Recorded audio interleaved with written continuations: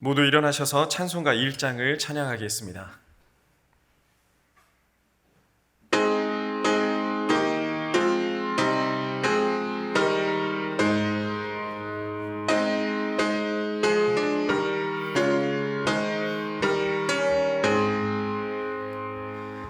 만복의 근원 하나님, 온 백성 찬송 드리고 저 천사여 찬송하세. 찬송 성부 성자 성령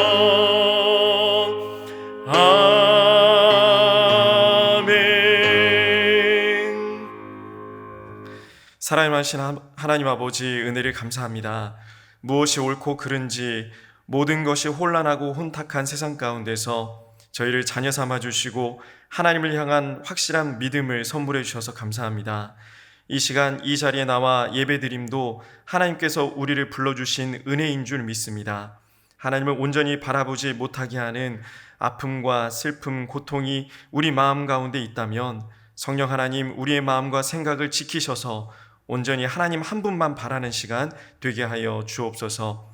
하나님 홀로 영광 받으시고 우리에게는 하늘의 소망과 기쁨이 주어지는 시간 되기를 소망합니다.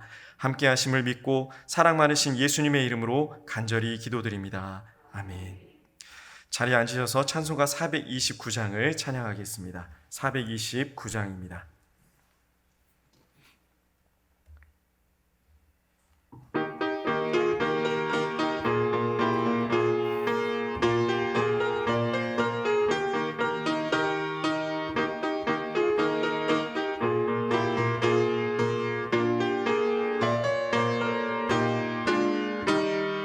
세상 모든 풍파너를 흔들어 약한 마음 낙심하게 될 때에 내려주신 주의 복을 세어라. 주의 크신 복을 내가 알리라. 받은 복을 세어 보아라. 크신 복을 내가 알리라. 받은 복을 세어 보아라. 주의 크신 복을 내가 알리라. 세상 근심 너를 르고 십자가를 등에 지고 나갈 때 주가 내게 주신 복을 세어라. 두려움 없이 항상 찬송하리라. 받은 복을 세어 보아라. 크신 복을 내가 알리라. 받은 복을 세어 보아라. 주의 크신 복을 내가 알리라. 세상 권세 너의 앞기 막을 때 주만 믿고 낙심하지 말아라. 천사들이 너를 보호하리니 염려 없이 앞만 보고 나가라. 받은 복을 세어 보아라. 크신 복을 내가 알리라. 받은 복을 세어 보아라. 주의 크신 복을 내가 알리라. 아멘. 오늘 하나님께서 우리에게 주시는 말씀은 빌립보서 4장 1절에서 9절까지의 말씀입니다. 빌립보서 4장 1절에서 9절까지 말씀입니다. 신약성경 322쪽에 있습니다. 함께 교독하실 때 1절 말씀을 제가 먼저 읽겠습니다. 그러므로 나의 사랑하고 사모하는 형제들, 나의 기쁨이요 면류관인 사랑하는 자들아, 이와 같이 주 안에 서라.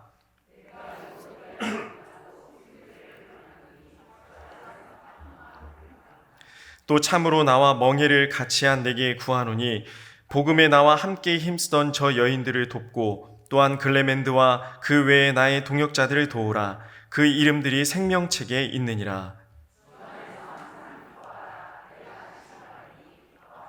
너희 관용을 모든 사람에게 알게 하라. 주께서 가까우시니라.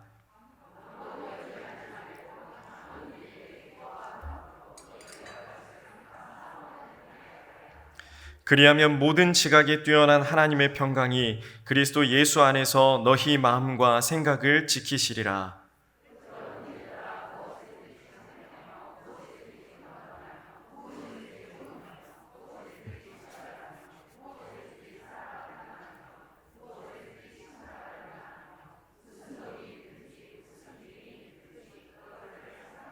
함께 읽겠습니다. 너희는 내게 배우고 받고 듣고 본 바를 행하라. 그리하면 평강의 하나님이 너희와 함께 계시리라. 아멘. 여러분도 잘 아시다시피 에베소서, 빌립보서, 골로새서, 빌레몬서, 줄여서 앳빌골모는 바울이 감옥에서 쓴 서신서로 옥중서신이라는 별칭이 있습니다. 여러분 혹시 감옥에서 온 편지를 받아본 적이 있으십니까? 저는 교통사고 때문에 어려움을 겪고 감옥에 갔던 한 청년이 보냈던 편지를 받았던 적이 있었는데요. 한 줄 한 줄에서 우울함이 묻어납니다. 금방이라도 숨이 끊겨질 것 같은 느낌을 이 편지에서 받았습니다. 소망이라고는 희망이라고는 단 한 줄도 쓰여져 있지 않았습니다. 억울합니다. 괴롭습니다.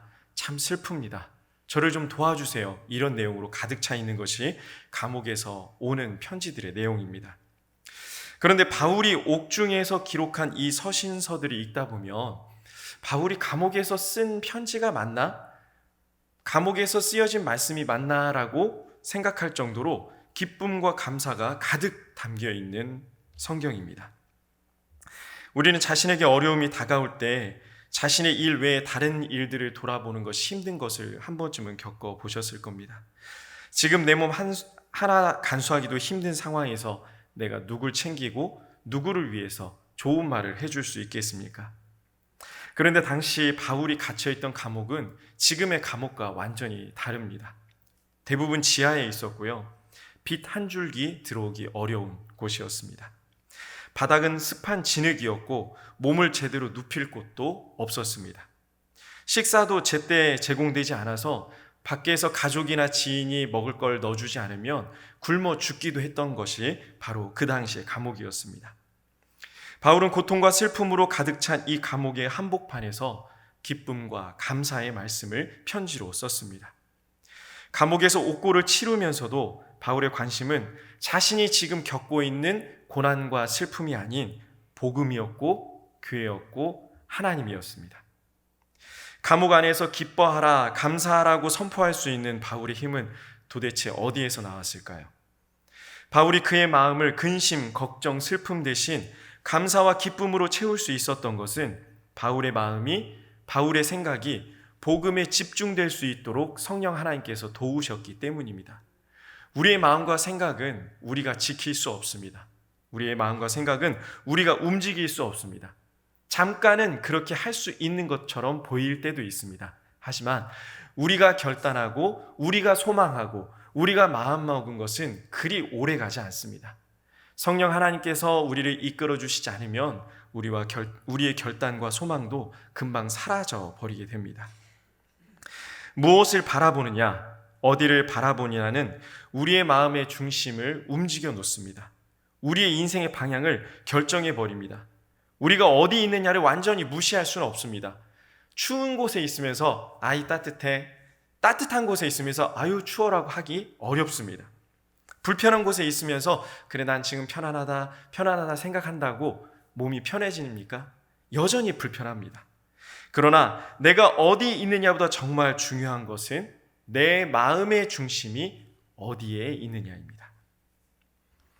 제가 설교 때 여러 번 얘기를 드렸었는데 오늘도 언급을 할 수밖에 없습니다. 제 인생의 가장 최악의 장소라고 한번 생각해 봤더니 군대입니다. 27살에 가서 30 가까이 전역을 했는데요. 말로는 우리 막내 삼촌뻘이네 라고 얘기했던 어린 선임들이 대우는 삼촌으로 해주지 않았습니다. 온갖 동식물들, 숫자들을 잘 조합해서 아주 기발한 욕들을 매일매일 저에게 쏟아 놓았습니다. 하나님이 없는 것 같았습니다. 그런데 다행히 이렇게 못된 사람들 틈에서도 좋은 분들도 있었습니다. 제가 당시 군종병 역할도 감당했었는데요. 군 목사님이 너무 따뜻한 분이셨습니다. 이 목사님께서 소령으로 진급하시면서 담양으로 가셨는데요. 이제 헤어지게 될 땐 제가 병장 때였습니다. 이때 목사님이 쪽지 하나를 저한테 써주셨는데 아무리 찾아봐도 그 쪽지는 없고요. 제가 기록해 놓은 기록만 있더라고요. 이렇게 써주셨습니다. 준곤아, 너 같은 군종병은 참 오랜만에 만났다. 넌 참 열심히 있고 달란트도 많다. 제가 한 얘기가 아니고 목사님이 써주신 이야기입니다. 자, 이렇게 하나님은 아시겠죠? 바쁘고 분주하게 성실하게 일하는데 나는 네가 항상 화가 나 있다는 생각이 드는구나. 지금 네가 하나님을 바라보고 있는지 깊이 묵상해봐. 군대만큼 하나님을 온전히 바라볼 수 있는 것은 세상이 흔치 않아. 장소, 상황, 환경이 어찌 되었든지 하나님을 바라보고 하나님께 마음을 둘 수 있는지 나 자신을 테스트해 볼 수 있는 좋은 기회가 바로 군대야.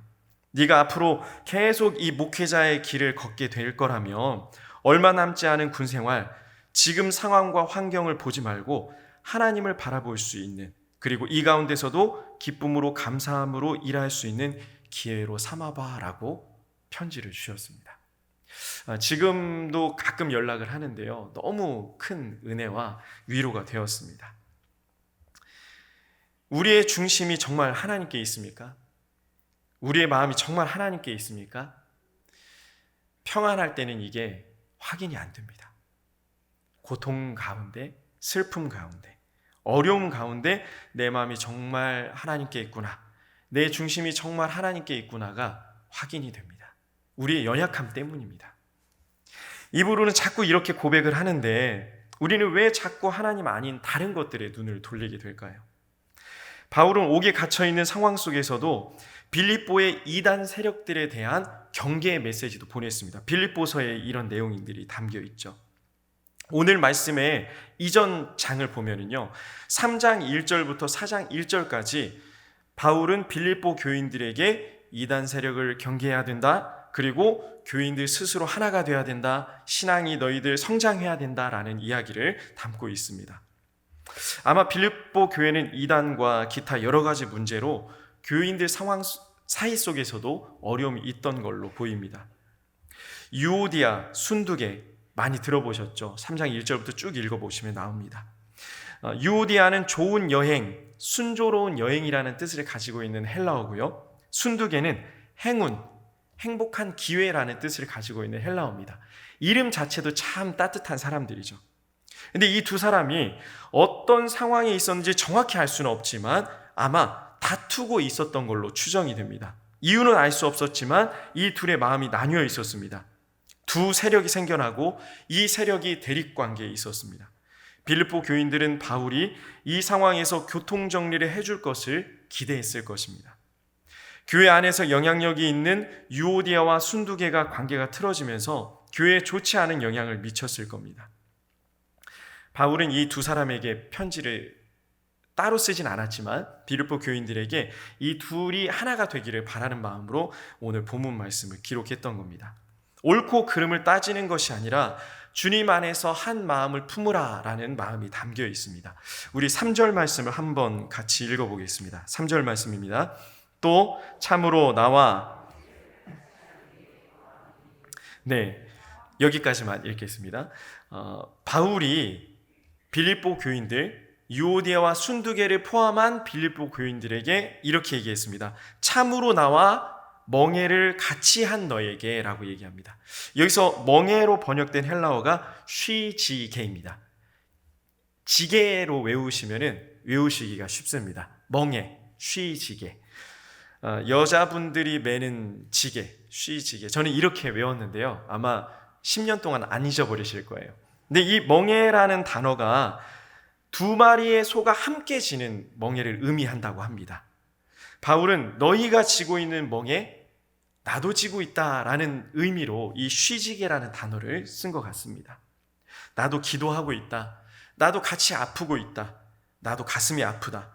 멍에를 같이 하는 사람이 누구인지는 구체적으로 알 수는 없지만 유오디아랑 순두개가 포함되어 있고 또 빌립보 교인들, 지금 두 세력으로 나뉘어서 마음이 나뉘어 있는 이 빌립보 교인들에게 나도 너희처럼 마음이 아프다, 나도 함께하고 있다, 나도 기도하고 있다, 나도 너희들만큼 마음을 쓰고 있다라는 의미로 오늘 본문 말씀 멍에 쉬지게를 기록한 것으로 추정이 됩니다. 유오디아와 순두개가 교회 분란을 일으켰음을 본문 말씀에서 우리는 충분히 알 수 있습니다. 바울은 그들을 책망하기보다 화해할 기회를 줬습니다. 주님 안에서 지낼 수 있도록 조치를 내린 것입니다. 그 이유가 무엇입니까? 바울이 아끼는 사람들이기 때문입니까? 이들이 없으면 빌립보 교회가 돌아가지 않기 때문입니까? 그 이유를 3절 하반절에 이야기하고 있는데요. 이들이 생명책에 있기 때문이다. 그렇기 때문에 그들을 도우라라고 말씀하고 있습니다. 생명책에 기록되어 있다라는 것은 어떤 의미입니까? 하나님의 자녀들이라는 의미입니다. 바울은 교회의 여러 문제를 해결하기 위해 그들을 정죄하지 않았습니다. 오히려 이들을 생명책에 기록되어 있다라고 존귀하게 높여줍니다. 존귀한 사람들이라고 인격적으로 이 일을 처리하고자 했습니다. 바울의 목회가 사랑과 양육의 태도를 제대로 갖추고 있는 것을 보여주는 아주 훌륭한 대목입니다. 그러나 아무리 위대한 사도, 기적을 체험하고 기적을 베풀고 수많은 교회를 일으켜 세운 바울일지라도 바울의 말만으로, 바울의 조언만으로는 깨어져 버린 빌립보 교회를 회복시킬 수는 없었을 겁니다. 그래서 다음과 같이 처방을 내립니다. 4절 말씀도 같이 읽어보겠습니다. 4절 말씀입니다.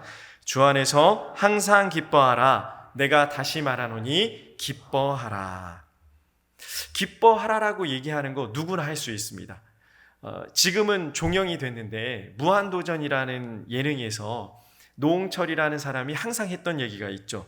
행복해서 웃는 게 아니라 웃으니 행복합니다. 이 얘기를 굉장히 많이 하고 다녔어요. 믿음도 없는 분인데 행복 전도사라는 타이틀을 자기 스스로 붙이고 매주 그런 얘기를 했었습니다. 믿음이 없는 사람도 이런 얘기는 할 수 있습니다. 기뻐하면 행복해질 수 있어.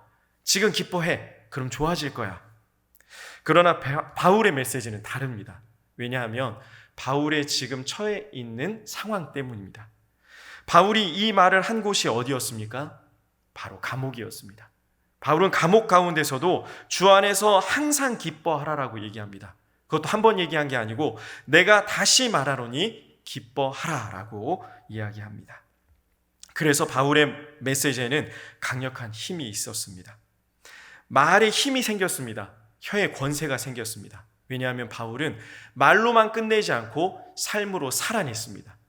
사랑한다고 말하고 사랑하지 않는 사람들, 경건하라고 말하면서 경건하지 않는 사람들, 거룩하라고 말하면서 거룩하게 살지 않는 사람들이 얼마나 많습니까?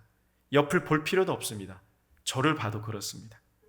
그러나 삶으로 살아냈을 때 우리의 말은 강력한 힘을 얻게 됩니다. 바울은 감옥 안에서 기쁨을 선포했습니다. 기뻐하지 못하는 상황 속에서 기쁨을 선포했기 때문에 말씀을 삶으로 살아내는 위대한 하나님의 사람이 될 수 있었던 겁니다.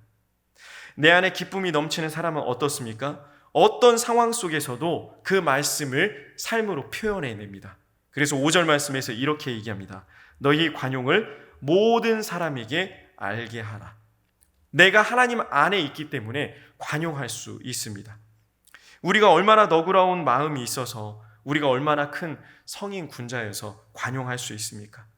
품어주고 용서하고 화해하고 우리 생각으로 쉽지 않습니다. 자존심이 있기 때문입니다. 내 기준이 있기 때문에 용서가 안 됩니다. 내 욕심이 있기 때문에 이해가 안 됩니다.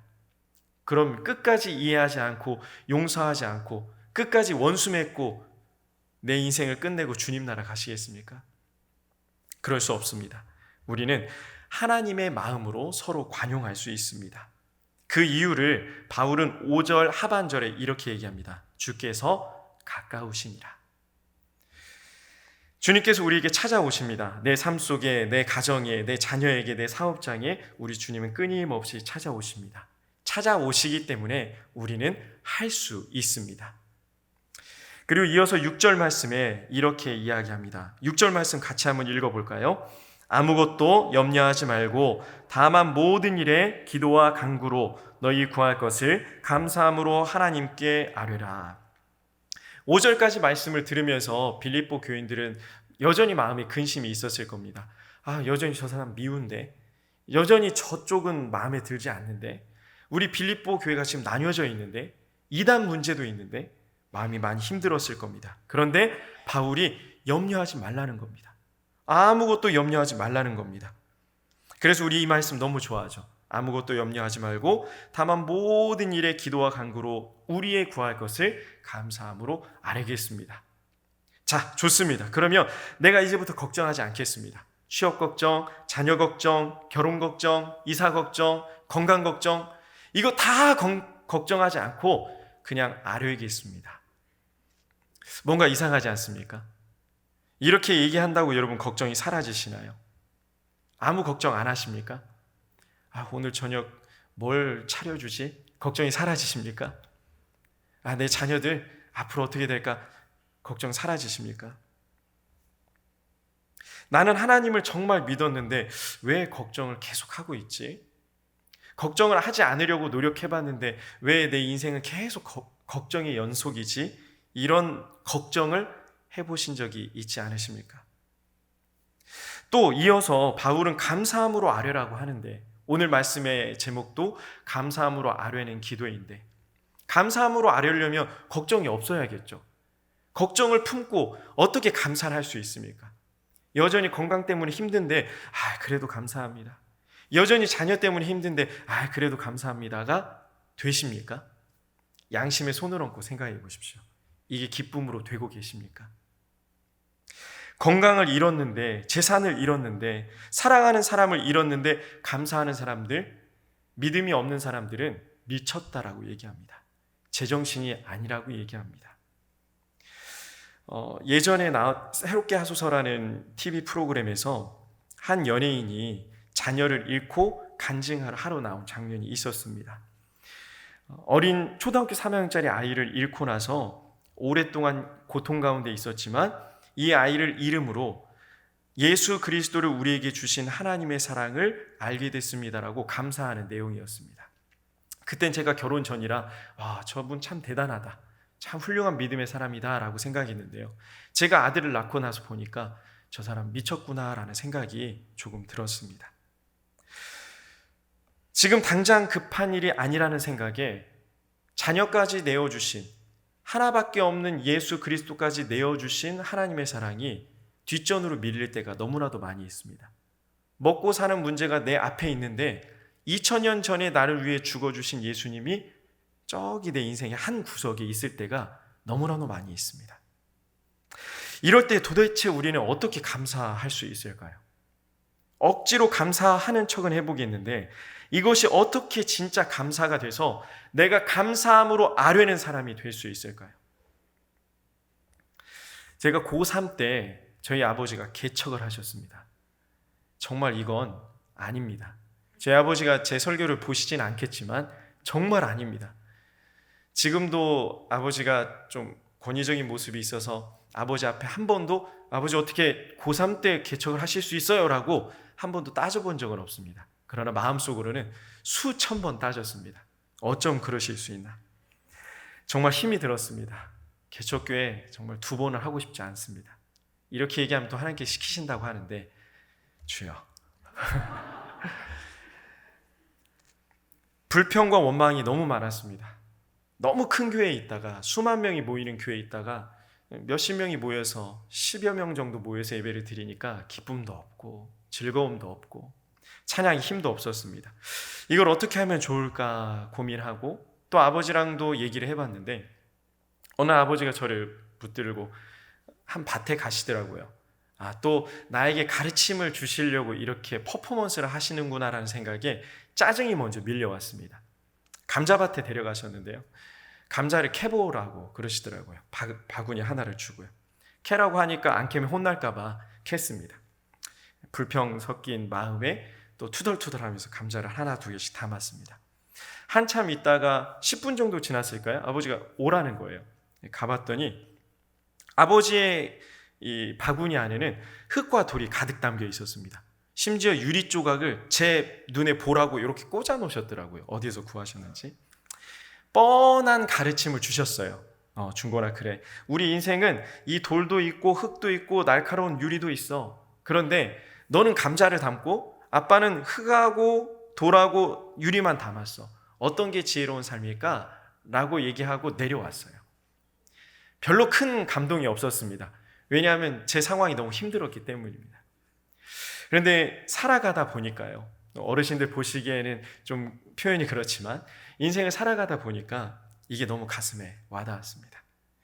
때로는 우리 인생에 돌같이 딱딱한 고통을 만날 때가 있습니다. 때로는 흙같이 까칠한 어려움을 겪을 때도 있죠. 날카로운 유리 조각같이 내 마음을 다치게 하는 사람들이 우리 인생의 밭에 곳곳에 있습니다. 감자를 캐고 싶은데 해치다 보면은 손을 다칠 때도 있고 해치다 보면 안 나올 때도 있습니다. 내가 원하는 아주 먹음직한 감자가 도무지 안 보일 때도 있습니다. 그때 우리는 어떻게 해야 될까요? 보이지 않으니까 흙을 담으시겠습니까? 감자가 보이지 않으니까 딱딱한 돌을 담으시겠습니까? 감자가 보이지 않으니까 내 손을 다치게 한 유리 조각을 내 인생의 바구니에 담으시겠습니까? 그래놓고선 하나님께 하나님 내 인생의 바구니에는 왜 돌밖에 없나요? 왜 흙밖에 없나요? 왜 유리 조각밖에 없나요? 라고 원망하시겠습니까? 그런데 제 인생을 돌아보니 제가 그렇게 살았습니다. 원망과 불평뿐이었습니다. 우리는 선택할 수 있습니다. 내 인생의 감자의 밭에서 감자를 담을 수 있는 선택을 할 수 있습니다. 감사란 이런 것입니다. 고통과 슬픔과 아픔이 아주 가득한 내 인생 속에서 감사를 찾아내서 담아내는 것. 이것이 감사로 아뢰는 사람 아니겠습니까? 이렇게 감사함으로 아뢰는 사람들에게 하나님께서 7절 말씀에서 약속하신 것이 있습니다. 우리 7절 말씀도 함께 읽어보겠습니다. 그리하면 모든 지각에 뛰어난 하나님의 평강이 그리스도 예수 안에서 너희 마음과 생각을 지키시리라. 아멘. 하나님께서 가장 원하시는 것을 이 7절 말씀을 통해서 알 수 있습니다. 우리가 하고 있는 기도의 제목들 다 너무 소중합니다. 자녀의 기도, 물질의 기도, 또 건강의 기도 다 소중하고 귀한 제목들입니다. 피와 땀과 눈물이 담겨있는 이 간절한 기도의 제목들 제가 제대로 됐습니다. 이건 하세요. 이건 제대로 되지 않은 기도 제목입니다. 하지 마세요라고 평가할 수 없습니다. 그럴 자격도 저한테는 없습니다. 그런데 오늘 말씀을 보면 하나님께서 우리의 간절한 기도를 들으시고 이 기도의 제목을 구체적으로 실현해 주는 것보다 더 중요하게 여기시는 것을 알 수가 있습니다. 그것은 바로 우리의 마음과 생각을 지키시는 것입니다. 만약 우리가 간절히 바라고 원하는 것들이 우리의 마음과 생각을 지키지 못하는 것이라면 하나님께서는 어떻게 하실까요? 그래도 니들이 원하니까 우리가 원하니까 이루어 주시는 것이 하나님의 사랑일까요? 우리 하나님을 모든 지각에 뛰어나신 하나님이라고 고백하는데 모든 것을 아시는 하나님이라고 고백하는데 내 마음과 생각을 어지럽히고 아프게 할 것들이 내가 지금 구하는 것인데 하나님께서 그걸 들어주시는 하나님, 이런 하나님이 여러분은 원하십니까? 급할 땐 원할 수도 있습니다. 앞으로 깨질 걸 아는데도 이게 필요하다면 우리는 앞으로의 일은 생각하지 않고 당장 이걸 원하는 게 사람이죠. 그러나 우리 하나님은 모든 걸 아시는 하나님이시기 때문에 멈추게 하시고 때로는 빼앗아 가실 때도 있습니다. 이 하나님을 여러분 잊지 마시기 바랍니다. 지금 당장은 쉽게 이해할 수 없는 일들이 많습니다. 왜 이런 일들이 나에게 생기지? 지금 이해할 수도 없고 모든 것을 알 수도 없습니다. 그러나 이때야말로 모든 지각에 뛰어난 하나님을 바라볼 때입니다. 이해할 수 없는 상황 속에서 도무지 돌파구가 보이지 않는 어려운 상황 속에서 그 평강의 하나님, 하나님의 평강이 우리와 함께 하실 것입니다. 아무리 물질이 있어도 건강이 있어도 직장이 있고 자녀가 있고 가정이 있고 다 가지고 있다 할지라도 하나님의 평강이 없다면 이게 무슨 유익이 있습니까? 혹시 거꾸로 생각하고 계시지 않습니까? 하나님의 평강이 없어도 하나님의 평강이 없어도 직장이 있고 자녀가 잘 되고 가정이 평안하다면 상관없으십니까? 생각을 바꾸십시오. 마음을 바꾸십시오. 하나님께서 주시는 평안, 하늘에서 내려오는 평안, 이 평안이 없으면 우리는 매일매일이 괴로운 삶을 살 수밖에 없습니다. 이 평강이 하나님께서 예수님 안에서 우리에게 주신 것이 있습니다. 우리의 마음과 생각을 지켜주십니다. 마음과 생각이 하루에도 수십 번, 수만 번 바뀝니다. 잠깐 전에, 5분 전에도 괜찮았던 마음이 5분 후에 갑자기 뒤집어 엎어집니다. 지금 괜찮았던 마음이 5분 후에 억장이 무너집니다. 그것이 우리의 인생이지 않습니까? 그런데 하나님께서 이 마음과 생각을 든든하게 지켜주시겠다고 오늘 우리에게 말씀하고 계십니다. 모든 것을 가질지라도 마음과 생각이 무너지면 모든 것이 없어지는 것입니다. 마음과 생각이 무너지면 내가 가진 모든 것이 모래 위에 지은 집과 같은 존재가 됩니다. 하루아침에 사라지게 되는 것입니다. 저 사람은 저런 상황에서 어떻게 버틸 수 있을까? 저 사람은 어떻게 저 상황에서도 마음과 생각을 지킬 수 있을까? 다윗은 사랑하는 아들이 자신을 죽이러 오는 상황에서 어떻게 마음과 생각을 지킬 수 있었을까요? 다니엘은 살해의 위협 속에서도 어떻게 계속 마음과 생각을 지키면서 기도할 수 있었을까요? 느헤미야는 무너진 예루살렘 성벽을 보면서 좌절하지 않고 여전히 마음과 생각을 지키면서 다시 쌓아갈 수 있었을까요? 하나님께서 그들의 마음과 생각을 지키시지 않으셨다면 이 모든 일들이 불가능했을 것입니다. 사랑하는 승리의 성도 여러분, 우리의 마음과 생각을 지켜주시며 우리의 삶 가운데 평강의 축복을 주시는 하나님의 사랑이 우리 마음 가운데, 우리의 삶 가운데 가득하기를 소망합니다. 여러분 혹시 이 찬양 들어보신 적이 있으신가요? 모든 지각에 뛰어나신 하나님의 평강이 예수 안에서 너희 마음과 생각을 지키시리라. 아무것도 너는 염려하지 말고 오직 기도와 간구로 하나님께 너희 구할 것을 감사함으로 아뢰라. 이 찬양 혹시 아시나요? 제가 가사를 준비해달라고 또 우리 반주자 권사님께 부탁은 못 드렸는데 아카펠라로 한번 불러볼까요? 모든 지각에 뛰어나신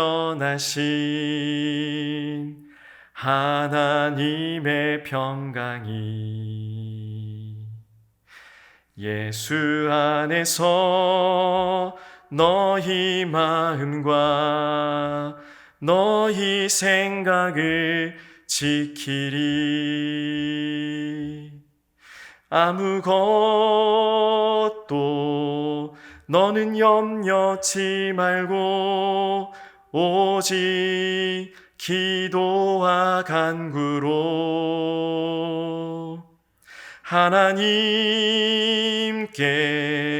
너희 구할 것을 감사함으로 아뢰라. 우리가 감사함으로 우리의 구할 것을 하나님께 아뢰일 때 우리의 마음과 생각을 지키셔서 하나님의 평강을 평생도록 누리는 우리 모두가 되기를 간절히 소망합니다. 우리 함께 기도하겠습니다.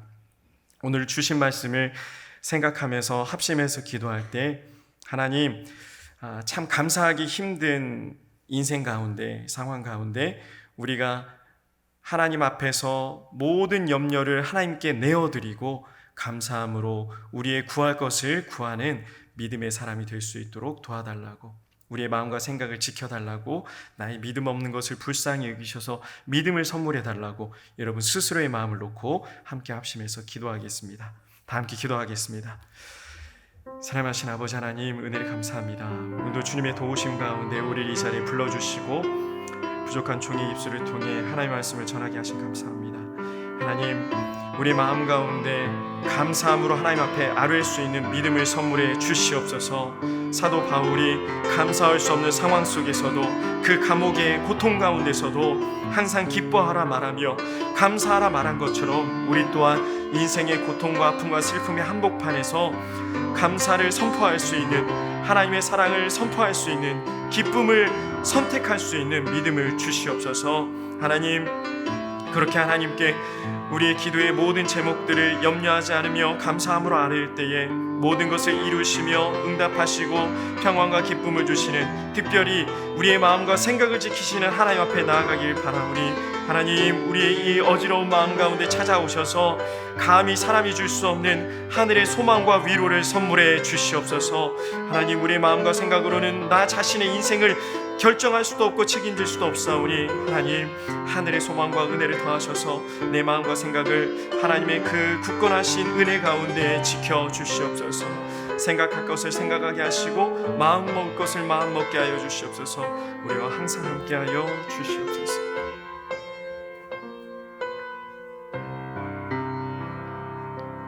사랑하신 아버지 하나님, 은혜를 감사합니다. 수많은 어려움과 고통과 역경이 가득한 인생 가운데 그럼에도 불구하고 감사를 선택할 수 있는 믿음을 주셔서 감사합니다. 우리가 감사함으로 우리의 모든 기도 제목을 하나님 앞에 아뢰오니 들어 응답하여 주시옵소서. 특별히 우리의 마음과 생각을 지키셔서 좌우로 치우치지 않게 하시고 오직 주신 말씀 가운데, 은혜 가운데 든든히 서 나아가는 우리 모든 승리의 성도들 되게 하여 주시옵소서. 함께 하실 줄 믿고 사랑 많으신 예수님의 이름으로 간절히 기도드립니다. 아멘. 광고 말씀 전해드리겠습니다. 여러 가지 광고 사항들이 있는데요. 특별히 이번 주 주일 오후 3시에 장로 투표가 있습니다. 위에서 기도해 주시고 모든 교회가 이 일로 하나가 될 수 있도록 협력해 주시기를 바랍니다. 나머지 광고 사항들은 주보를 참조해 주시길 바랍니다. 축도함으로 예배를 마치겠습니다.